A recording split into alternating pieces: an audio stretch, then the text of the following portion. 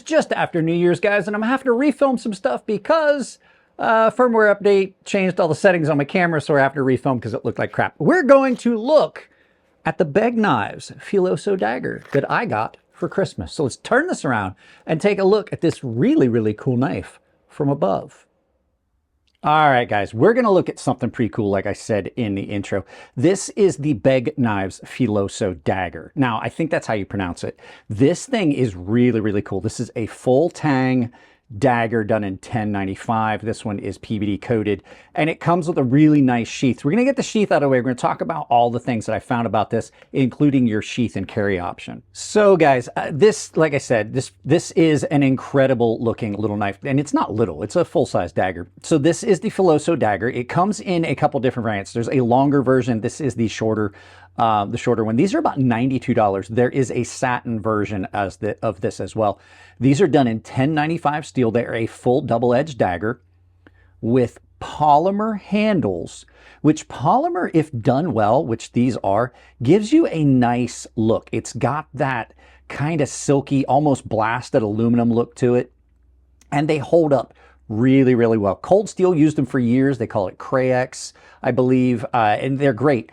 And they are almost indestructible. And on this, they've done a lot of kind of fluting on this. This could have been injection molded. I believe that's just fine milling that they fluted on this.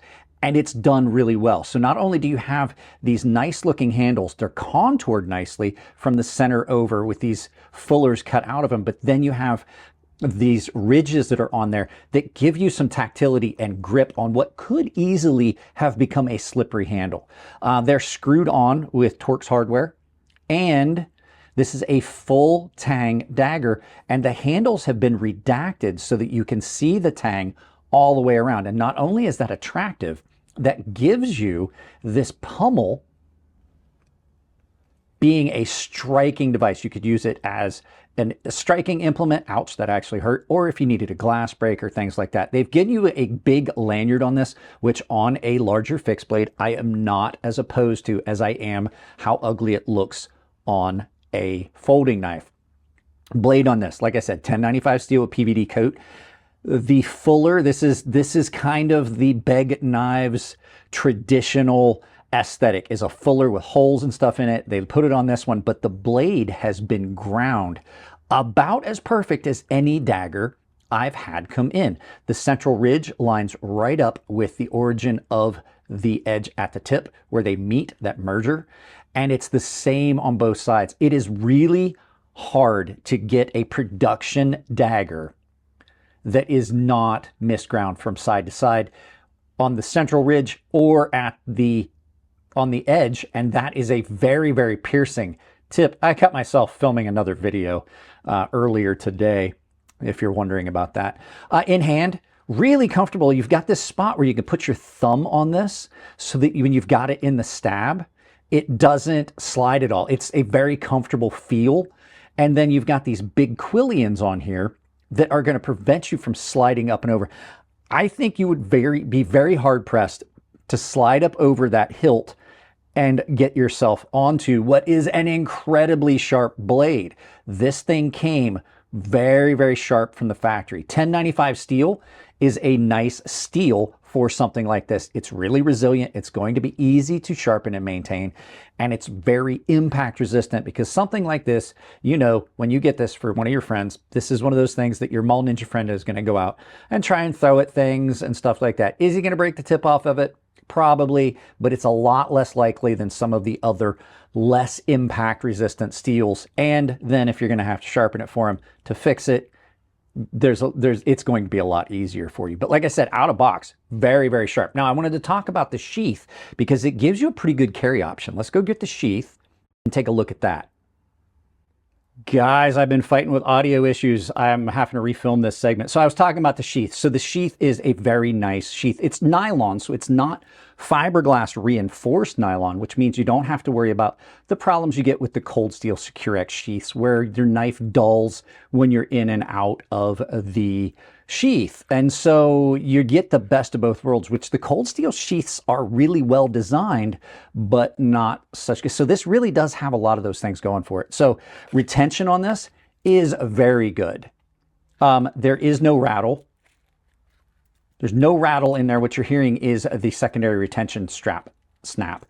It does not wobble around, and it's just simply a little pop out, and it locks in nicely. Then you've got your secondary retention, so you can just snap it on and make sure that even though retention on this is good, I recommend using this. I don't recommend just lashing this to your gear with just the Dagger in, unless you're going to do it vertically and you know you're not going to have any chance of it falling out.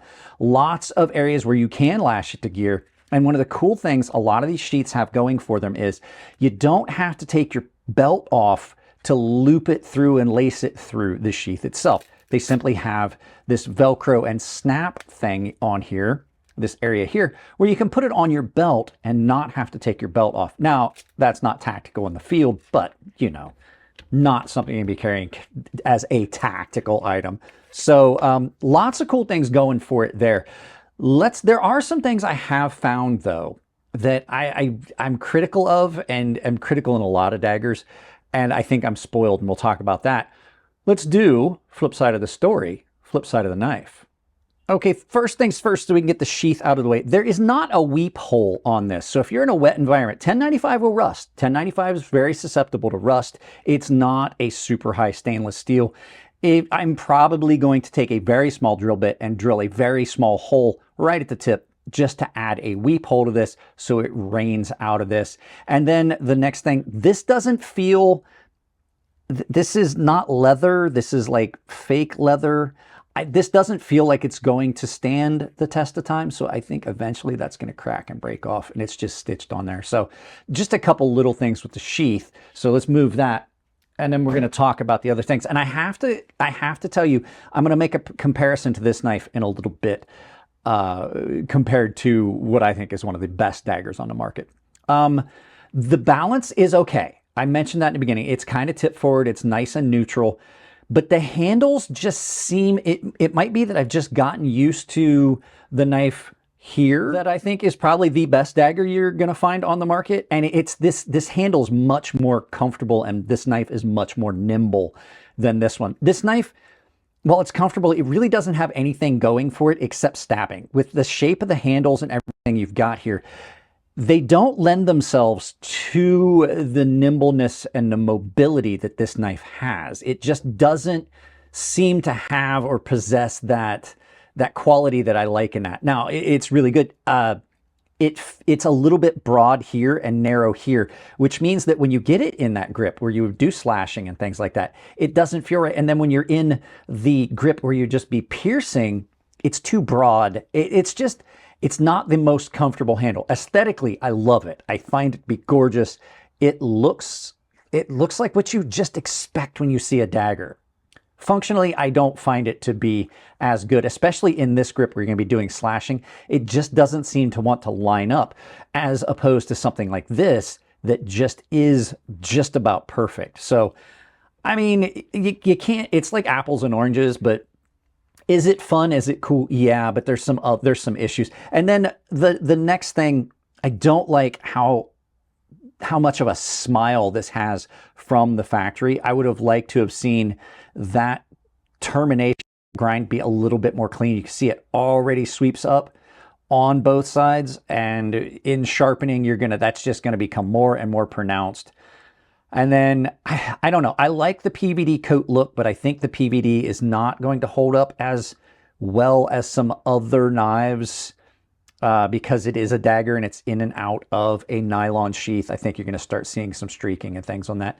And with 1095, you definitely want to maintain that. You can already see it starting to get kind of shiny in places where I've just been playing with it in and out of sheath. So other than that, I mean, for $92, it's still great. I mean, it is not a $300 or $400 knife. It's good for what it is. So with that being said, guys, let's turn this around, do some final thoughts, and send you out about your day. I absolutely hate having to refilm, especially for dumb reasons. Yeah, this thing is really, really cool.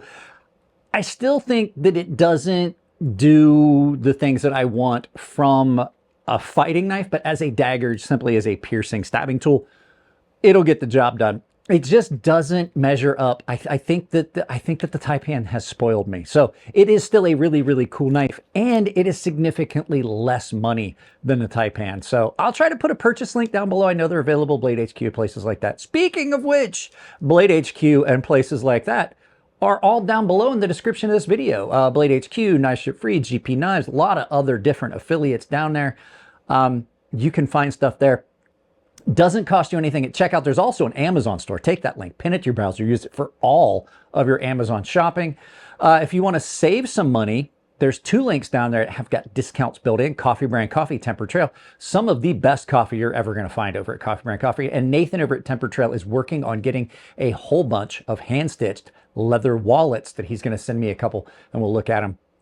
I also have a coupon code, crazysharp, all one word, all lowercase, saves you 10% at Fair & Forge Knife Works, Rosecraft Blades, and KATSU Knives, who are making my new knife that you saw the preview of on Jared's channel. I also have a membership down below, early access to videos, exclusive content, and there is a public Discord. It says join the community down there. You can reach out to me through DM if you got knives that you want me to review. We can figure out a way for you to get them to me, and if you just got questions about stuff you've seen on the channel. Guys, that's it on this one. I love you all. Keep it clean in the comment section. If it's your birthday, happy birthday, and I will see you in the next awesome, amazing video featuring me. Later.